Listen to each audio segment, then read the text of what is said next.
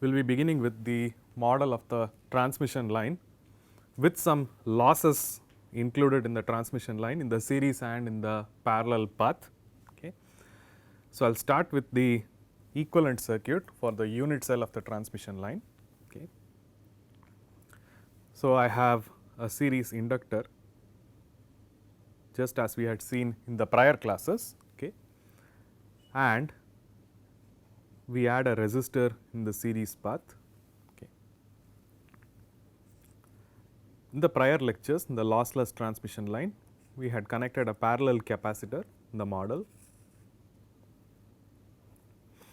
Assuming that there is a conductive path across the capacitor, a conductor is added in the parallel path also. So, let the inductor be L delta Z, where delta Z is the space step or the dimension of the transmission line unit cell. So, this dimension is going to be Z.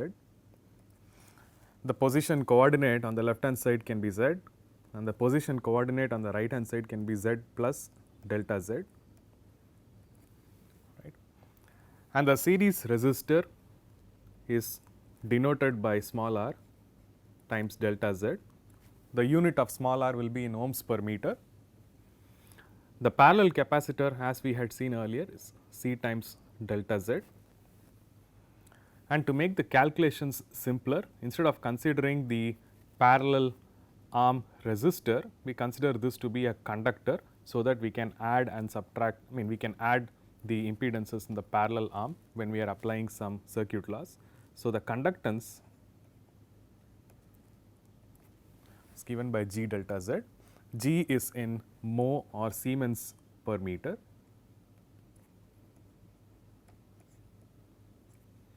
R is in ohm per meter. The voltage on the input side is denoted by voltage at position Z. The voltage on the right hand side is denoted by voltage at position Z plus delta Z. The current entering this section on the left hand side is marked by I of Z, and the current exiting this section is going to be I of Z plus delta Z. Okay. So, now this becomes the model of the transmission line with non-idealities included for the inductor and the capacitor. So, there is a series resistance for the inductor and a parallel conductance for the capacitor, right. And we can begin by applying the circuit laws that we have seen before. We can start by applying Kirchhoff's voltage law around the loop. Okay. So, we can start with the voltage on the left side, V of Z. Okay. And to be more precise from the previous lectures, now we can start to include position and time just to denote the level of complexity that we are going to be having, right. So, it is going to be V of Z comma t, right, and then we are having a drop on the inductor, a drop on the resistor, and those can be denoted. For example, the drop across the inductor is given by minus L delta Z dou I dou t, and if you want to be precise, you can say that this is at position Z minus the drop across the resistor R delta Z times I, and to be precise, we can say that this is at position Z at time t, okay, minus the voltage at the output of this transmission line section. So, we can mark this as V of Z plus delta Z comma t should be equal to 0. Okay.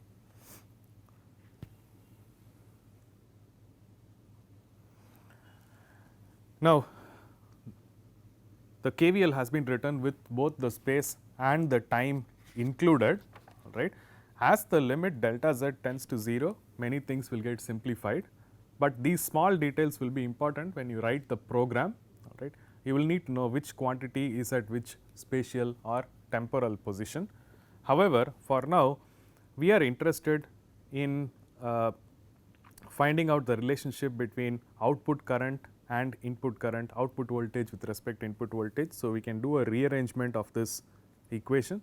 So, we can say that V of z plus delta z comma t, right,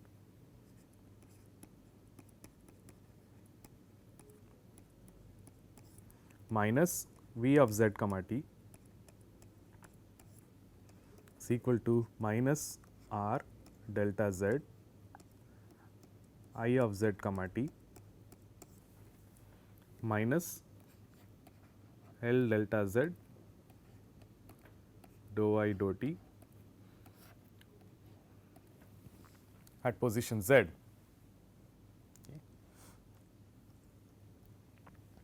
Now, bringing the delta z from the right side to the denominator, okay, we will be having V of z plus delta z comma t minus V of z comma t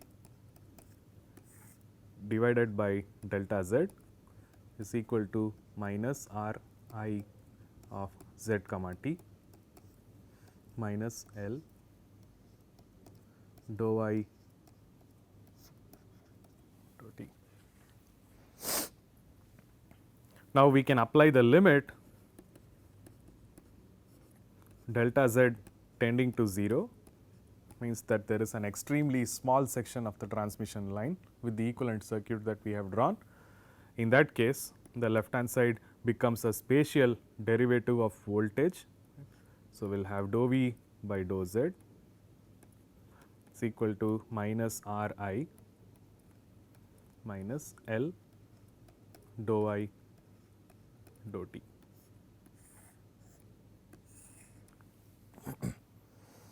Okay. Now, this will be the first telegrapher's equation.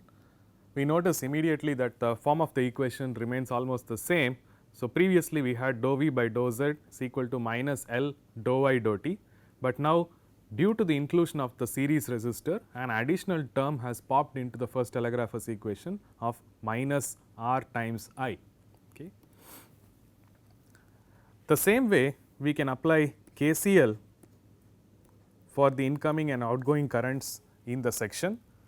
If the incoming current is considered as positive and the currents that are leaving this transmission line section are considered to be negative, we can start with I of z comma t, which is the current that is entering the transmission line, okay, minus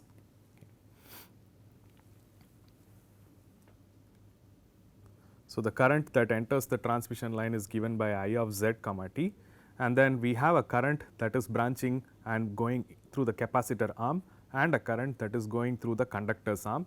So, we will have two additional terms. Okay. So, we can write this down as C delta z dou V dou t, and we can also be a little bit more precise about the position. We can say that it could be at z plus delta z.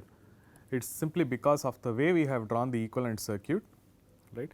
Simply because of the way we have drawn the equivalent circuit, we have drawn the capacitor and the conductor to be on the right hand side. So, we assume that this position is close to z plus delta z, right. Okay. C delta z dou V dou t minus the current that is going through the conductor. So, that will be G V of z plus delta z comma t. Okay. So, since the unit of G is in mho or Siemens per meter, right. So, we are writing this as G times voltage, and I am missing a delta z term, G delta z V of z plus delta z comma t.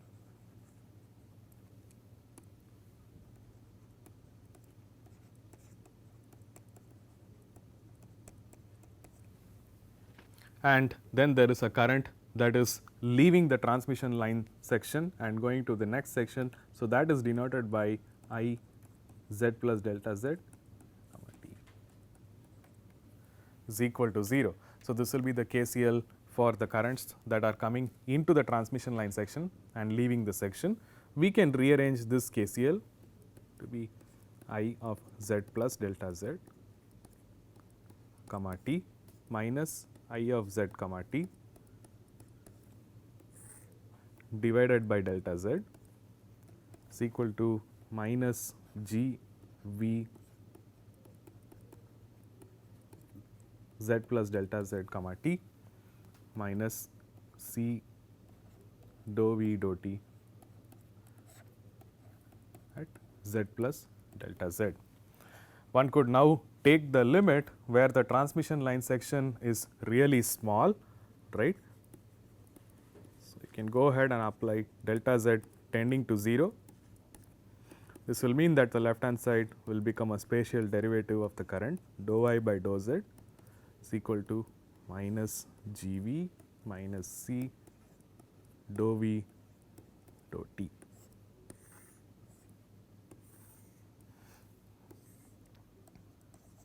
Now, this becomes the second telegrapher's equation.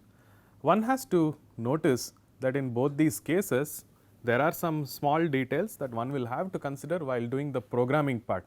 For example, when you are taking minus G V, you are going to be having some different spatial or different time coordinates. If you are taking dou V by dou t, spatial coordinate is present z plus delta z, but the way you take the derivative, if you take V at t plus 1 and V of t and then you divide it by delta t, then that derivative will exist at V of t plus delta t divided by 2.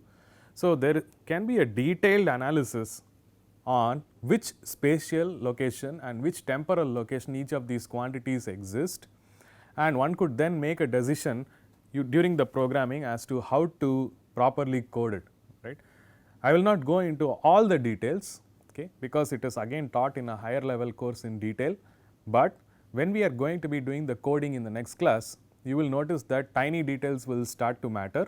If you take the equation as such, add or subtract quantities with your existing telegrapher's equation, you may end up with some errors. So, some changes in the way it is being programmed will be based on how these terms are existing in space and time, but I leave that exercise to you.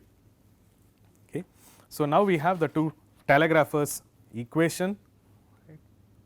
We can now write these two equations also in the frequency domain, right. So, we can say that for periodic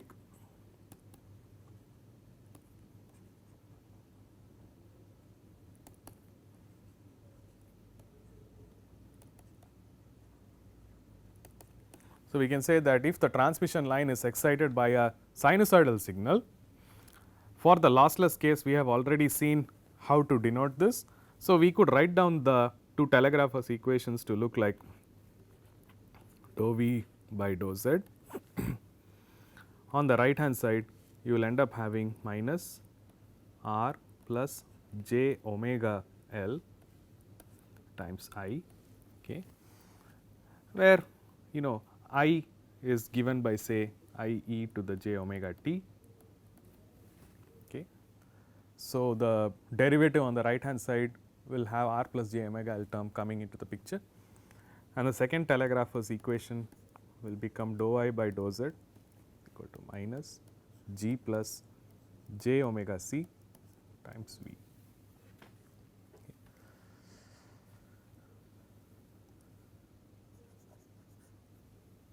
This is very similar to the lossless case that we have seen in the prior class. Okay.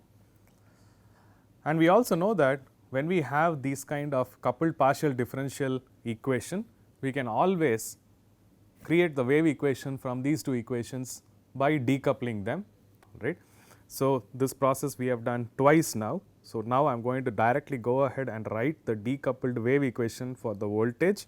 So, dou square V by dou Z square is going to be equal to R plus j omega L times G plus j omega c times the voltage. Here the assumption is that it is a sinusoidal excitation. So, we can represent this as V e to the j omega t, right. If this is the case and this is the wave equation, in order to write down the general solution, we can assume the right hand side to be composed of a quantity. So, we will define a new quantity. So, if gamma is going to be equal to square root of r plus j omega L times G plus j omega c, then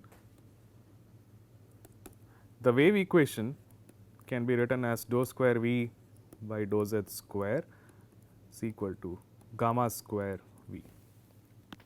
Okay.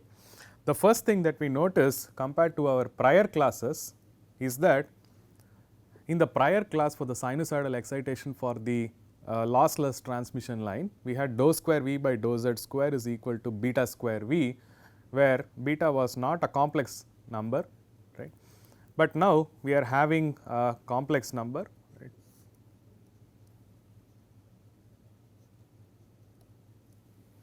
Okay. We are having a complex number, it has a real part and an imaginary part. It has a real and an imaginary part. So, gamma is known as a propagation constant,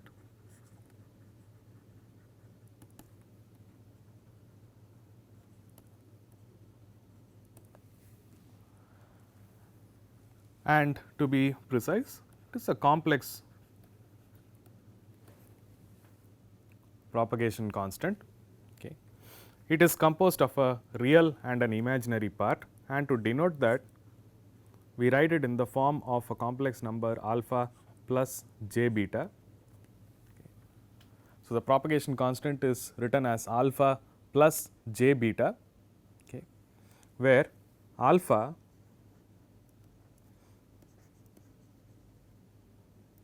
is known as attenuation constant and beta, from our prior lectures we already know that this is going to be phase constant.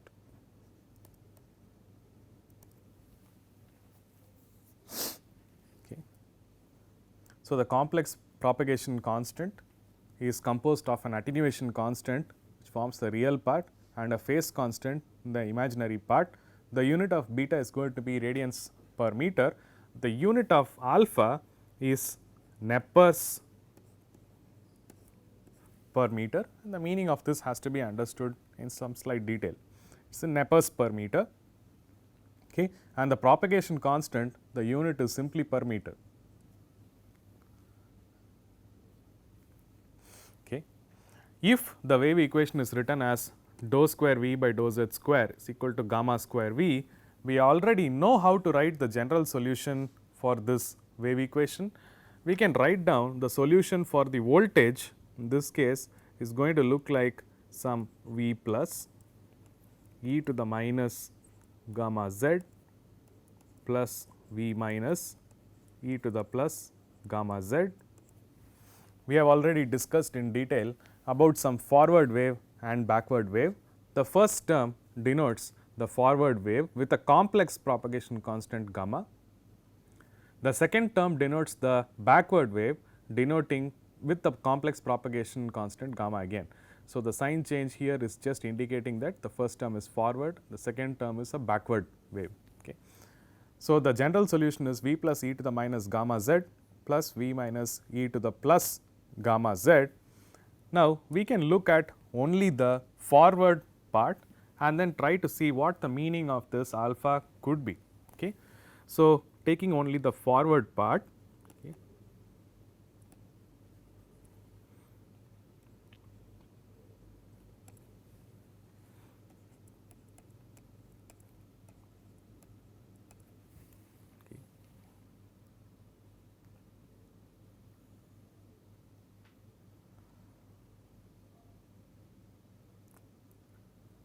okay. Taking only the forward part, we can substitute for gamma to be alpha plus j beta. Okay. So, we can write down this forward part as v plus e to the minus alpha plus j beta times z. This becomes v plus e to the minus j beta z multiplied with e to the minus alpha z. Okay. Now, we notice that the first term in the brackets is similar to the term that we had for the lossless transmission line, where the model did not include the series resistance and the parallel conductance. Okay. So, it is v plus e to the minus j beta z. Because of the inclusion of two resistors, one in series with the inductor, one in parallel with your capacitor, we are having an additional term coming into the general solution for the forward wave. So, it is having an exponential minus alpha z. So, the exponent here is not a complex number, it is not a imaginary number, all right. So, this means that there are some details that we have to understand with respect to this, all right. First of all, we will write down that if alpha is equal to 0, we call this as a lossless transmission line, which is the case that we have seen in prior classes. The solution then becomes identical to what we had before. The second term outside of the bracket becomes equal to 1, all right. It is exponent of 0, so it becomes 1, and your general solution turns to the solution that we had in the prior classes. This is known as lossless transmission line. Okay. Now, if alpha is greater than 0, then we have to notice that alpha is going to be a positive number. If it is going to be a positive number, as z increases, there is going to be an exponential decay of the voltage term that is present in the square bracket. So, this term dictates what the magnitude of your voltage wave or the amplitude of your voltage wave will be, and it denotes that as the wave travels forward, this is a forward traveling wave, as it goes forward, it is going to decay exponentially in amplitude, right. So, if alpha is greater than 0, we just call this as a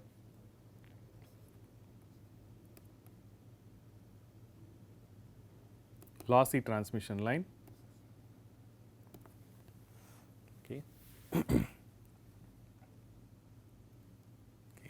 Diagrammatically speaking, previously when we had done the simulations, say for example, we had the position z coordinate in our simulations like this, and then we would be having some value of voltage which is coming into your transmission line due to the excitation. So, you will be having something like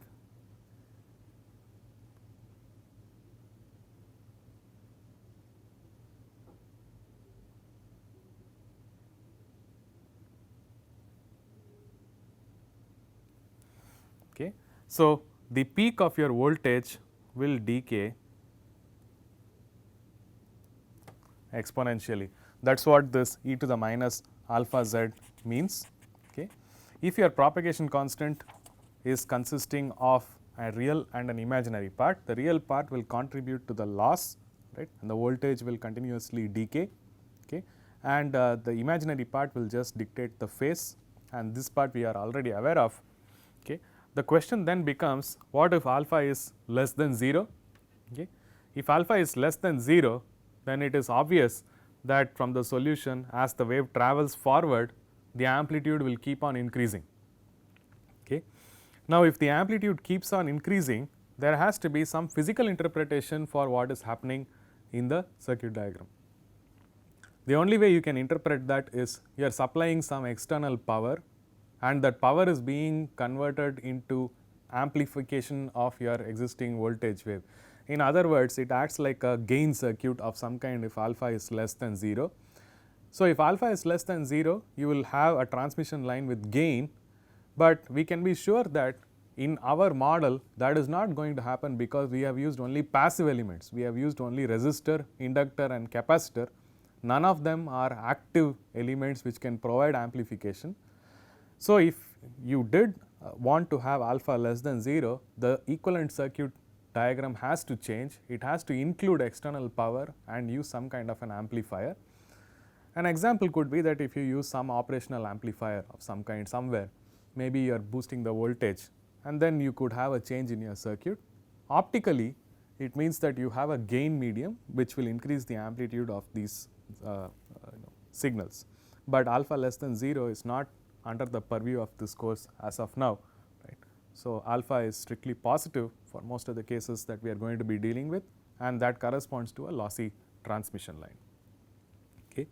So, just to be very clear, the forward wave is given by say V plus e to the minus gamma z. You can write this down as V plus e to the minus alpha z times e to the minus j beta z. Okay.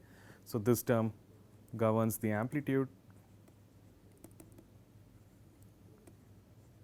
and this term governs the phase. Okay. And the unit of alpha is in Nepers per meter, and I think we have to understand that unit a little bit more, so that we are comfortable with problems that we will be solving. So, if alpha is equal to say 1 Nepper per meter, so short form we will use is Np per meter. Okay. If alpha is equal to 1 Nepper per meter, then what we are trying to say is the amplitude of the wave drops to 1 over E, okay, over a distance of 1 meter. This is the meaning of alpha, which is 1 Nepper per meter. So, as your wave travels forward, if alpha for your transmission line is 1 Nepper per meter, if the voltage wave travels 1 meter, its amplitude would have reduced to 1 over E of its input voltage amplitude. That is the meaning of 1 Nepper per meter. Okay. So, this also means that we will have to quantify certain other terms in our transmission line which we did not worry about before. It means that practically many transmission lines are going to be having some value of resistor in the series, some value of conductance in the parallel path, which means that many of the transmission lines will be having some small amount of alpha, and it is going to lead to some exponential decay of the voltage as the wave is traveling forward, which means that there is some limit on the length of the transmission line that one can use to have a voltage wave traveling from one side and also be able to receive it on the other side. Okay. If you have a very long transmission line that is lossy, it is given that on the other side you are not going to be having a signal at all. So, this means that some new parameter has to be decided compared to before, all right, and one of these parameters is propagation length.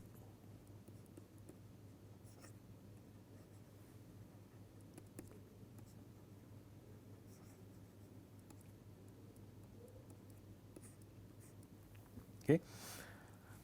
Prior to this lecture, where we had not included resistance and the conductance, we had not worried about propagation length. We knew that the voltage wave that is launched on one side is going to reach the other side with a delay, and depending on the boundary condition there is going to be some reflection, etc. But now you are going to be worrying about what could be the length of the transmission line.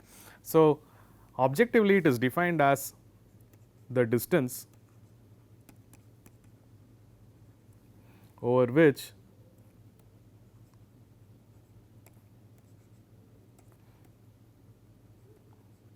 the amplitude drops to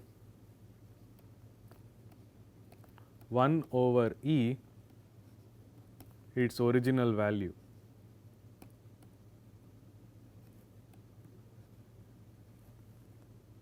Okay. So, the propagation length is defined as the distance over which the amplitude drops to 1 over E its original value. Okay. In short, propagation length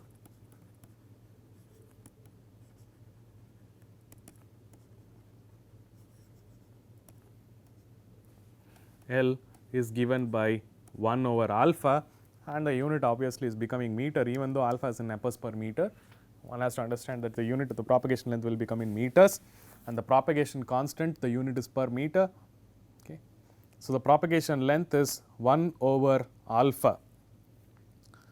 So, this means that if you did have a line of 1 meter and 1 nepper per meter is your alpha, that is actually its propagation length itself. Okay. So, the other things that we have to consider is the propagation length is signifying the length of the transmission line where the voltage or the amplitude will drop to 1 over E, does not mean it drops to 0. Okay. So, there can be some small value of the voltage wave traveling beyond this, right. But for practical purposes, we do not consider that to be a transmitted signal. We just say that the voltage wave has decayed significantly, but it does not mean that there is no voltage wave existing after this propagation length. If your transmission line is longer than the propagation length, it means that you are having very negligible amounts of signals, but does not mean you have 0 signal. Okay. Another way of looking at this problem is people usually launch an input power and they actually try to measure the output power at the end of the transmission line. Okay. So, if your input power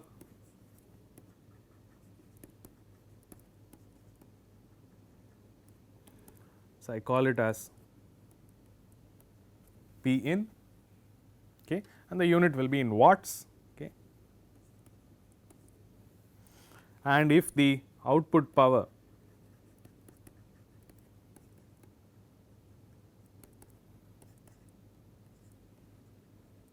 is going to be P out, right, in watts, right. In order to understand what fraction of your input power is coming at the output, one could simply take a ratio of P out to P in, all right. You will know what proportion of your input power is coming out. Since we are considering a transmission line with no active components, your output power is going to be always less than equal to your input power, and since we know that most of the conventional transmission lines will have some amount of resistance and some amount of conductivity in the parallel path, it is safe to say that in most of these cases P out will be less than P in. Okay.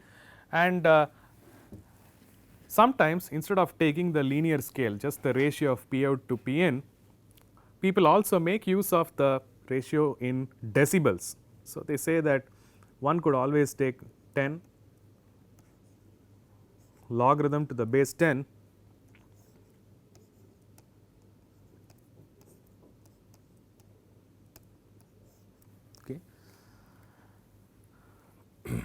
okay, 10 log to the base 10 P out by P in, and this is the definition of say decibels. Okay. So, with respect to the input power, how much of output power I am getting, this is also measured in terms of decibels. So, since the power is proportional to voltage square, right, you can always write this as 10 log to the base 10, right.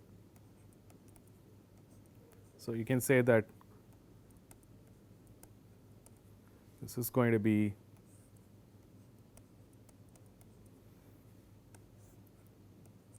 proportional to the voltage square. If the length of your transmission line is going to be some denoted by Z, alpha is the attenuation constant and the launched voltage is going to be V plus, then you can always write this down as the ratio of output voltage square to the input voltage square. Okay. If this is the case, then the power 2 can be brought outside, and so it will look like 20 times logarithm to the base 10 exponential minus alpha z. Okay. So, if you know the attenuation constant of your transmission line, you can estimate the relative output power in decibels that you will be measuring your transmission line. So, this is also made use of in practical conditions, right. Output power is expressed in terms of input power in decibels. Okay. And what does this mean? All right, we need to get a feeling for some numbers. Okay. If alpha is equal to 1 nepper per meter and if the length is say 1 meter. Okay. Substituting this, you will get the relative output power to be minus 8.68 dB per meter. Okay. Okay. Since the length is 1 meter, we can write down the relative output power is say minus 8.68 dB per meter.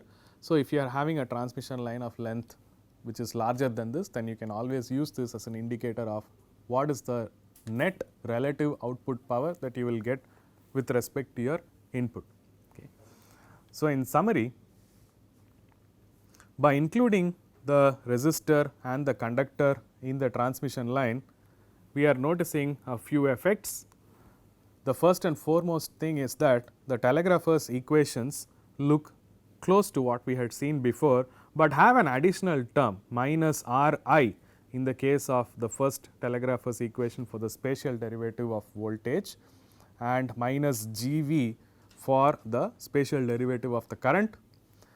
Now, even though we have written it in a simple form as delta Z tends to 0, while making programmed versions of these, all right, just we have done like we have done in the prior classes, each and every term will matter, all right. So, where you take this voltage, at which instant of time, etc., everything matters. So, small details will cause big changes in your program, all right, and we will be seeing that in the next class. I will not be going into too much details because that is covered in another course at a higher level. However, you still need to have a starting code that actually works. So, we will be noticing that the place where you add or subtract terms in your existing finite difference code will actually make a big difference. We are considering an AC excitation or a sinusoidal excitation. In this particular case, dou V by dou Z can be written as equal to minus R plus j omega L times I, where this I and V are actually written as time harmonic waves, and these are actually exponentials, right. In order to decouple these equations, we can write down the wave equation as dou square V by dou Z square is equal to R plus j omega L times G plus j omega C times V. The procedure for obtaining this is the same as what we have done a couple of times before, all right. All we do is take the derivative of one of the equations and then substitute from the other equation from the telegrapher's equations.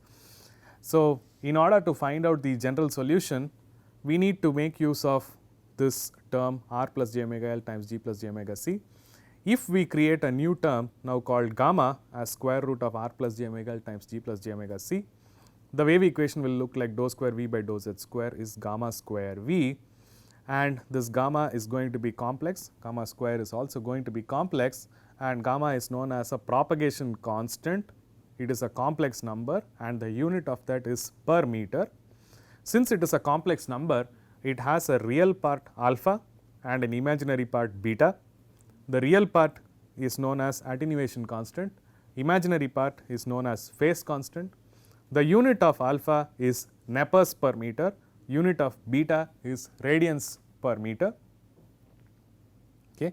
Consequently, the solution for the forward wave will look like V plus e to the minus gamma z, and one can substitute for gamma to be alpha plus j beta.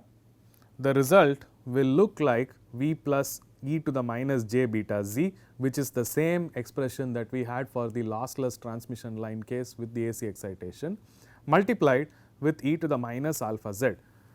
The e to the minus alpha z is going to dictate the amplitude of your voltage wave that is traveling forward. In this case, we are assuming the forward voltage. If alpha is equal to 0, we will say that your transmission line is lossless. That means that it is equivalent to not having the resistor and the conductor in the series and in the parallel paths, which is the case that we had started with. However, if alpha is greater than 0, we call this to be a lossy transmission line, and the interpretation of alpha greater than 0 is as your wave progresses in the z direction near transmission line, the amplitude will decay exponentially. Okay. Now, the other question that normally one would have is what would happen if alpha is less than 0? Alpha less than 0, though mathematically is possible here, it will denote a transmission line with a gain. So, as it propagates in the z direction, it may have higher and higher amplitudes that is also going exponential. However, the physics of the equivalent circuit that we have drawn prevents alpha from becoming negative, okay, because we are using only passive components. If you did want to make alpha less than 0 or provide a gain, you will have to use active components, which is not the case over here. Okay. So, alpha is going to be greater than or equal to 0. The unit of alpha was Nepers per meter, and just to understand that, if alpha is going to be equal to 1 Nepper per meter, the amplitude of the wave drops to 1 over E over a distance of 1 meter. Okay. This means that we have to define another term that we have not considered before, which means that we have to denote something known as a propagation length, which means that for a given transmission line design, you will communicate with other engineers with an objective term that is called as propagation length. Okay. If your transmission line has R, L, G, C parameters, you will say that the distance over which the amplitude drops to 1 over E its original value is denoted by L, and that is equal to 1 by alpha in meters. Generally, this is the practical length of the transmission line that one could have. But nothing prevents us from making a transmission line longer than this, but the propagation length for objective purposes is 1 over alpha. It still means that you will have a small amount of voltage even after this length, but in the practical scenario, we do not consider the length of the transmission line to be longer than the propagation length, because the value of the signal is going to be too low. Another way of measuring the decay, all right, due to the introduction of resistance and capacitance, is by making use of ratio of the input output to the input power. If the input power is P in watts and the output power is P out in watts, a simple way of finding out the relative output power is 10 log to the base 10 of P out by P in, and this is denoted in units of decibels. Okay. Now, since this is denoted in decibels, right, and this is in power, the power is proportional to the voltage square. So, we can always write this down to be V plus e to the minus alpha z divided by V plus the whole square, and bringing the 2 to the left hand side here. So, it becomes 20 log to the base 10 e to the minus alpha z. So, if you know the propagation constant or the attenuation constant of your line, and if you know the length, you can estimate the relative output power in your transmission line, and if it is going to be very low, then you can actually do something about it, or cut the transmission line, or make design modifications to reduce R and G, etc.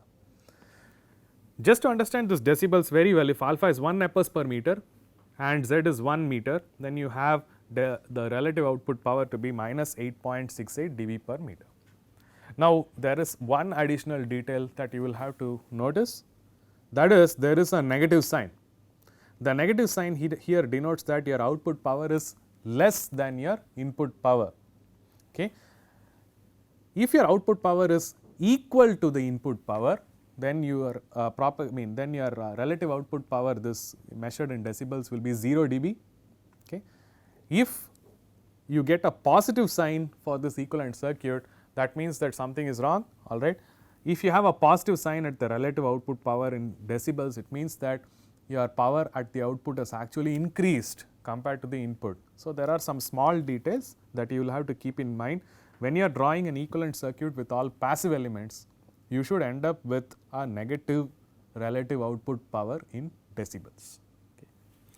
So, this concludes this lecture.